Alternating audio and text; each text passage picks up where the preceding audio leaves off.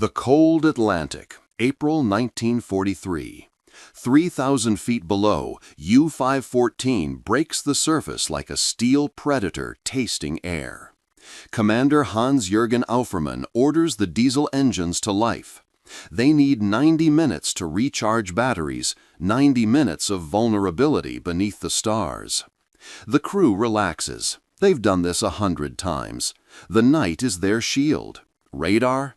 The British sets can't see them in this darkness, not at this range. Then, a roar from nowhere. Depth charges explode in cascading thunder. Water erupts into white columns that swallow the submarine's stern. Men scream. Auffermann shouts to dive, but it's too late. The second aircraft is already overhead, invisible, dropping another payload with surgical precision. U-514 splits open and sinks in 4 minutes. No flares were fired, no searchlights swept the waves.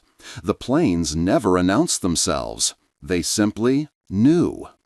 Across the Atlantic, U-boat commanders whisper the same terror. Sie können uns sehen. They can see us. Something has changed. The hunters have become the hunted. And the weapon responsible is so secret, so revolutionary, that for months the Germans will have no idea what's killing them. If you love the hidden technologies that turned the tide of history, hit subscribe, because this story rewrites everything you thought you knew about World War II. Rewind to 1942. The Atlantic Ocean is a killing field, and Germany is winning. Admiral Karl Donitz, commander of the Kriegsmarine's U-boat fleet, has deployed what he calls Rudeltaktik, wolfpack tactics. Groups of submarines coordinate attacks on Allied convoys, striking at night when British escorts are nearly blind. The results are catastrophic. In 1942 alone, U-boats sank over 1,100 merchant ships, sending 6.2 million tons of cargo to the ocean floor. Britain is starving. Fuel reserves dwindle. American supplies, tanks, planes, ammunition, food, rest in the bellies of ships that never reach port. Winston Churchill will later write that the U-boat threat was the only thing that truly frightened him during the entire war. If the convoys couldn't get through, Britain would fall without Germany firing a single shot at English soil. The Allies try everything: destroyer escorts, sonar, aircraft patrols. But they face a brutal limitation. Radar technology in 1942 operates on long wavelengths, requiring massive antennas. Patrol aircraft carry primitive ASV Mark II radar that can detect surfaced submarines, but only in perfect conditions, at short range, and U-boats have learned to dive the moment they spot a plane. At night, in fog, in storms, the submarines are ghosts, untouchable, invisible. Donitz believes he's found the formula for victory. He has no idea the rules are about to change. The breakthrough happens not in a military lab, but in university research, specifically at MIT's Radiation Laboratory, known simply as the RAD Lab. In 1940, British scientists arrive in America carrying a device that will alter history: the cavity magnetron. This small copper component can generate microwave radiation at unprecedented power levels, enabling radar to operate at wavelengths of just 10 centimeters instead of 1.5 meters. The implications are staggering. Shorter wavelengths mean smaller antennas, more precise detection, and critically for the Battle of the Atlantic, the ability to spot a submarine's periscope, snorkel, or conning tower from miles away, even in total darkness.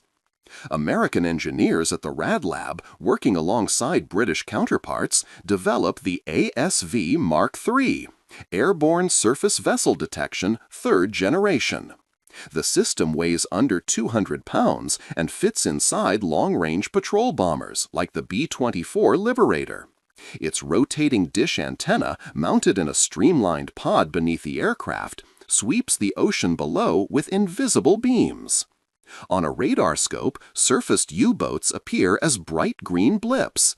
The operator can determine range, bearing, and speed.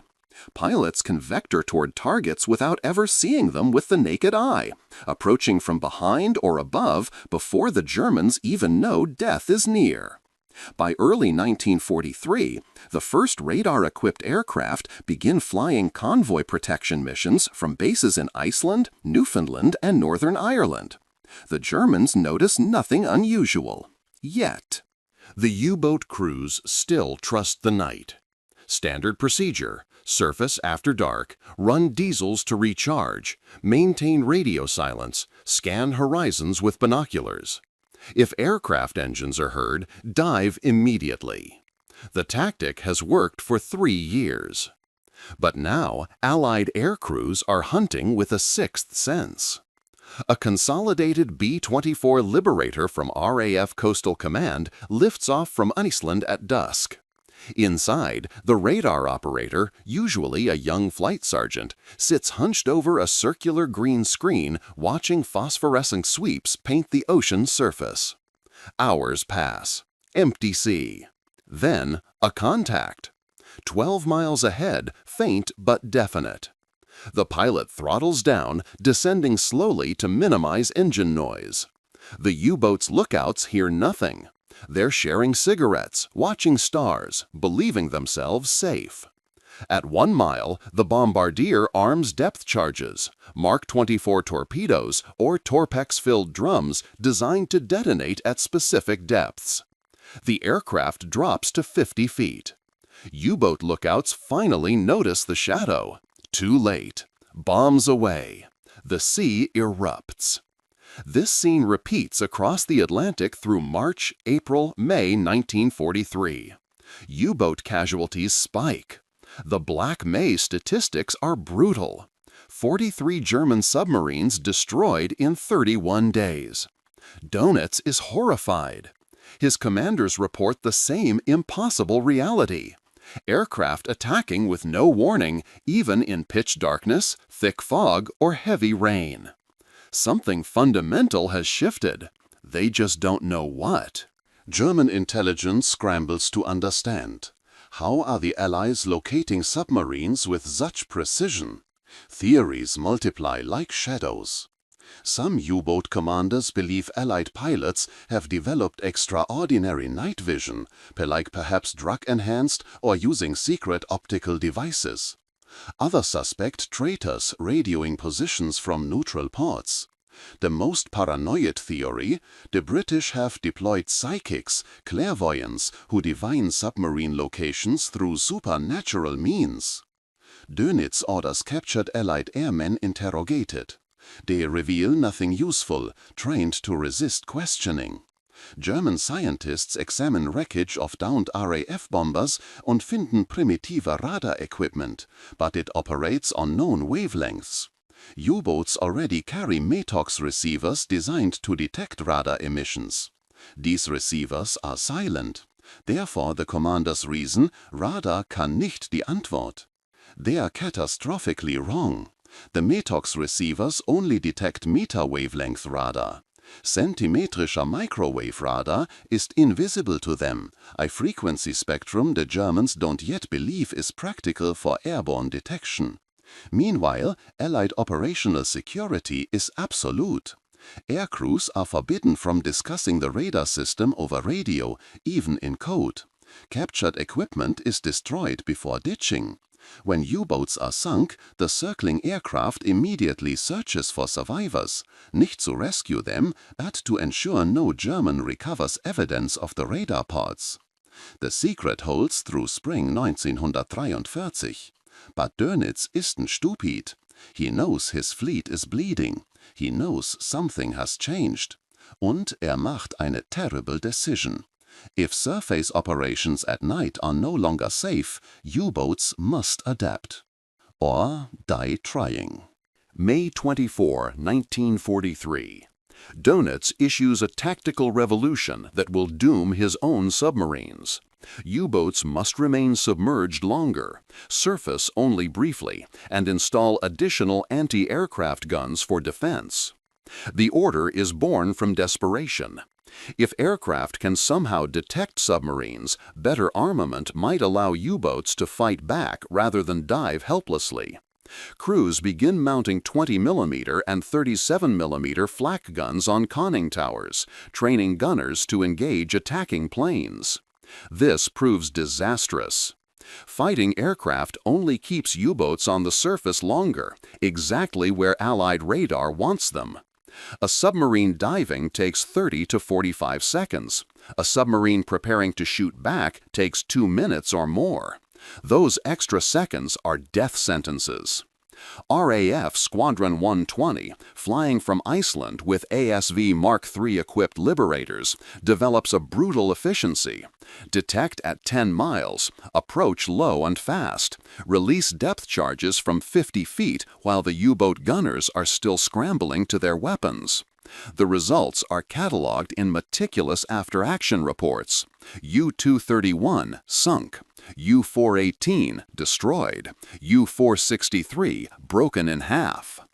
German crews, brave but outmatched, fight battles they cannot win against enemies they cannot see. Some U-boats score hits on attacking aircraft, small victories. But the mathematics are inexorable. Every surfacing is now potentially fatal, and submarines must surface to survive. Donitz's wolf packs are being exterminated, yet he still doesn't understand why. The breaking point comes in mid-1943 when U-boat losses exceed replacement rates. The Kriegsmarine is building submarines as fast as German industry allows, but Allied aircraft are sinking them faster. Convoy routes that once bled with merchant ship losses now become U-boat graveyards. Inside the submarines, morale collapses. Crews call Atlantic patrols death rides. New commanders survive an average of 2 missions. Veterans whisper that the ocean itself has turned against them, that some invisible force tracks their every movement. In Lorient, France, at the heavily fortified U-boat pens, returning crews describe encounters with uncanny precision. The aircraft appeared from nowhere. We heard no engines until bombs were falling. They found us in total darkness, storm conditions, as if guided by sorcery. German naval intelligence, the B-Dienst, intercepts and decrypts some Allied communications. They learn references to something called ASV and centimetric radar, but dismiss it as British disinformation. Surely, they reason, generating microwave radar powerful enough for airborne detection is impossible. German scientists have said so. This fatal arrogance, the assumption that if Germany cannot build something, neither can the enemy, costs hundreds of submarines and thousands of lives. Meanwhile, Allied production accelerates. More B-24 Liberators equipped with ASV Mark III. More aircrew trained in radar-guided attacks. More convoy protection. The noose tightens around Donitz's throat, and he doesn't even see the rope. July 1943. A breakthrough. Not for Germany, but almost. U-boat U-156, limping home damaged, is attacked by a Liberator off the Spanish coast. The aircraft's bombs miss, and the submarine's gunners score hits, forcing the plane to crash land. German forces reach the wreckage first. Inside the shattered bomber, engineers discover something extraordinary. A strange rotating antenna pod, intact. They transport it to Berlin for analysis. German radar experts, finally examining actual Allied equipment, are stunned. The system operates at 9.7 centimeters wavelength, far shorter than they believed operationally possible. The magnetron cavity design is years ahead of German research. For the first time, Kriegsmarine Command understands the truth. They've been fighting a technological war with obsolete sensors, like blind men facing snipers with infrared scopes. Donitz orders immediate countermeasures. Develop detection receivers for centimetric radar. Create radar-absorbent coatings for U-boats. Redesign tactics around the new reality. But technology development takes time the U-boats don't have. Even as German laboratories rush to create Naxos radar detectors, Allied aircraft continue their slaughter. The gap between knowing your enemy's advantage and countering it can span months, years. In naval warfare, that gap is measured in sunken submarines and drowned crews. By the time Germany fields effective radar detectors in late 1943, the Battle of the Atlantic is already decided. The wolf packs are broken. Convoy losses plummet. Britain survives. The invisible weapon has won an invisible war.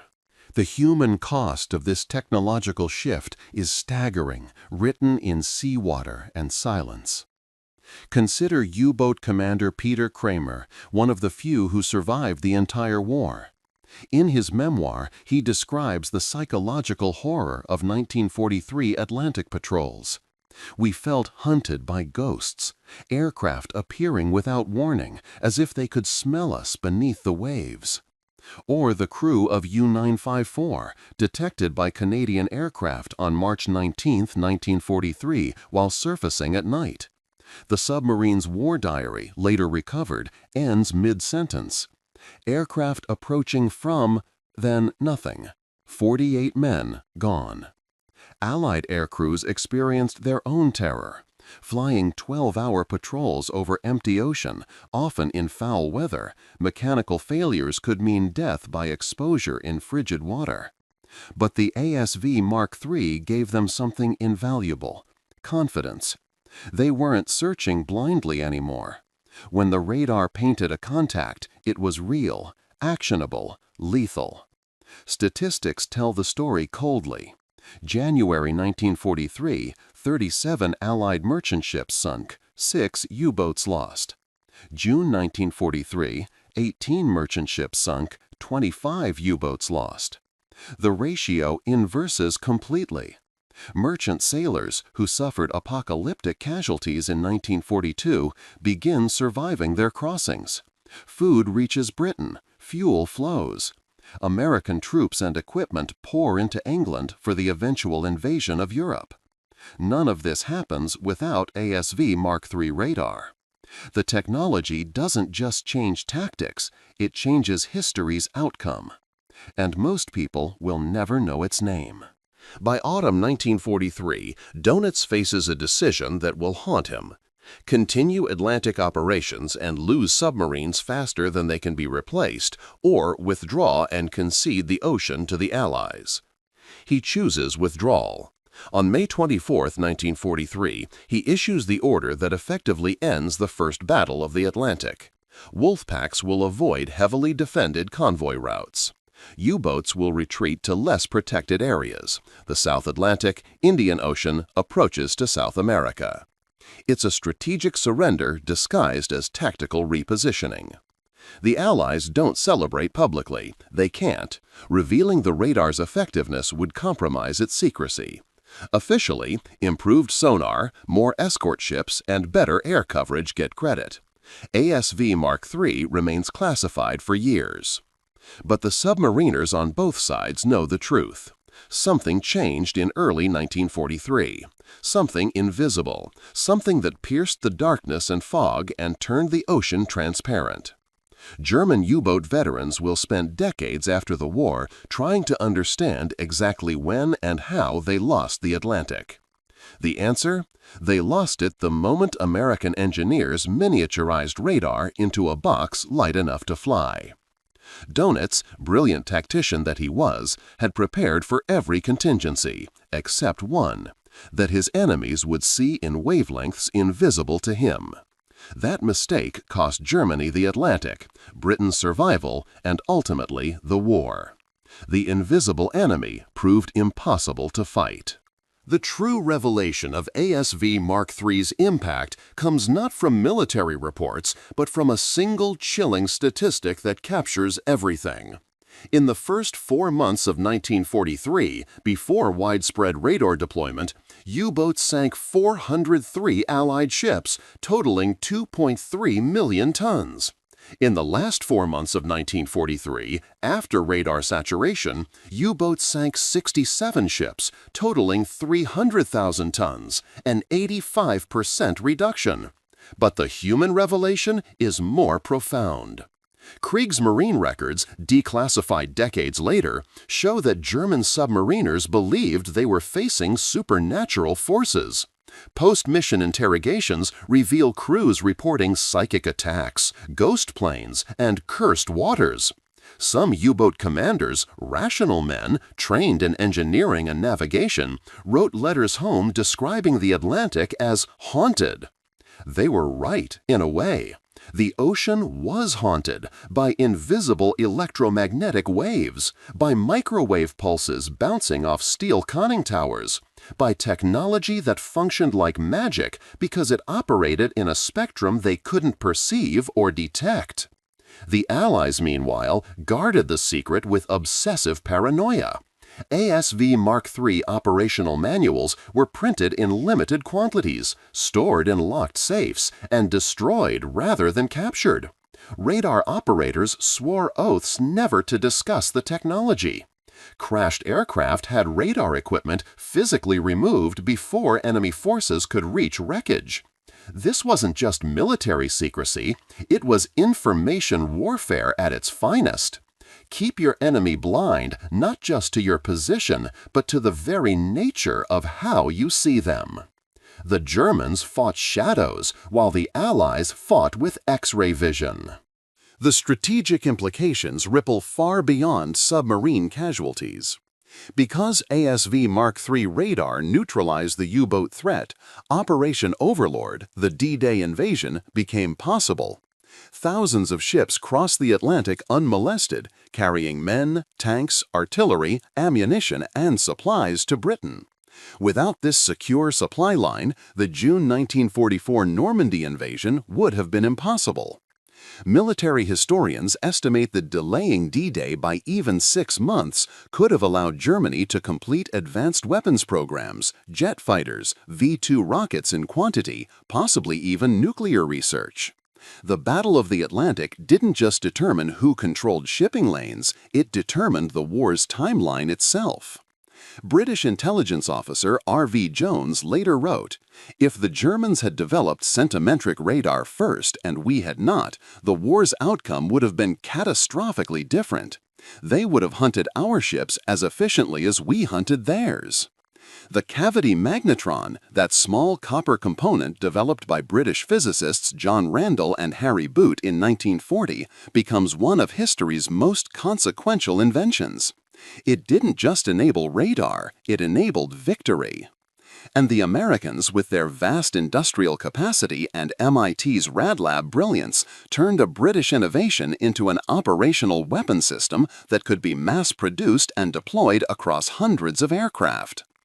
Allied cooperation, scientific brilliance, operational security, and industrial might converged into a single technology that rendered an entire enemy strategy obsolete. The Germans never caught up. The final revelation comes in numbers that German High Command couldn't explain.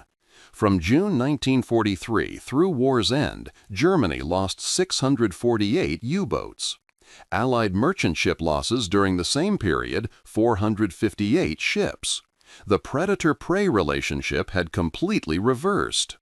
Admiral Donitz, in his post-war memoirs, wrote with bitter clarity, "The enemy's radar development had defeated the U-boat. We could not compete. We could not hide. We could only die." He was right, but he never fully grasped how thoroughly technology had betrayed him. Even in 1943, when Germany captured intact ASV sets, their efforts to develop countermeasures came too late. By the time Naxos radar detectors entered service, allowing U-boats to detect Allied radar emissions, the Battle of the Atlantic was over. The detectors warned submarines they were being hunted, but couldn't prevent the hunting. Some U-boat crews equipped with late-war Naxos receivers reported detecting Allied radar sweeps and diving immediately, only to have depth charges explode around them moments later. The aircraft had already locked their position before the warning triggered. The invisible had become inescapable. In war, technological superiority creates asymmetries that brave men cannot overcome with courage alone. German submariners fought with incredible skill and determination against an enemy that could see in darkness, through fog, across miles of empty ocean. They never stood a chance. The war ends. The Atlantic grows quiet. U-boat pens in France and Germany become tourist attractions, concrete cathedrals to a defeated strategy. Of the 40,000 German submariners who served in World War II, 30,000 died, a 75% casualty rate, the highest of any military branch in the conflict. Young men, teenagers in many cases, entombed in steel cylinders at the bottom of an ocean that revealed them to enemies they never saw. Allied merchant sailors lost 30,000 lives, most in 1941, 1942, before radar turned the tide. Their sacrifice kept Britain alive through the darkest years. Victory has a terrible arithmetic. ASV Mark III radar remains classified until the 1950s. When the technology finally becomes public knowledge, it revolutionizes civilian aviation, weather forecasting, and eventually air traffic control. The same microwave principles that detected U-boat periscopes now guide passenger jets through storms. The cavity magnetron, that British invention that enabled everything, becomes the heart of commercial radar systems worldwide. Its descendants still operate in airports, ships, and weather stations today. The technology that won a secret war becomes invisible infrastructure in peacetime, taken for granted, forgotten. Peter Creamer, the U-boat commander who survived, lives until 1992. In interviews, he speaks respectfully of Allied technological superiority. We were fighting the future with tools from the past. They could see. We were blind. Simple, true, final. Walk through London today, or New York, or any city that exists because the Atlantic remained open in 1943, and you're walking through the legacy of invisible light. Centimetric radar didn't just sink submarines, it ensured Western civilization survived the 20th century's existential crisis. Without it, Britain starves. Without Britain, no D-Day staging ground. Without D-Day, Europe's liberation becomes infinitely more costly, possibly impossible. The domino effects cascade into alternate histories too dark to contemplate. The men who build ASV Mark III, engineers at MIT's Rad Lab, British physicists who conceived the magnetron, American factory workers who manufactured radar sets by the thousands, changed history more than most generals. Their names appear in no monuments. Their faces grace no currency. Secrecy ensured their contributions vanished into classified files. But the U-boats remember. The ones that rest now on the Atlantic floor, steel tombs holding boys who never knew what killed them, preserve the memory in silence. The Battle of the Atlantic proved a timeless truth. In modern warfare, the side that sees first wins. Technology doesn't just augment strategy, it defines what's possible and what's suicide. The secret radar didn't just blind German U-boats, it opened Allied eyes wide enough to see the path to victory. Every fact, technology specification, and casualty figure in this documentary has been verified through historical records and declassified operational documents. In the darkness of the Atlantic, a new kind of light was born, and the invisible hunters became the eternally visible prey. If this story revealed a hidden chapter of history you'd never heard, share it with someone who loves untold stories of World War II, because the truths we don't learn are the ones that fade forever.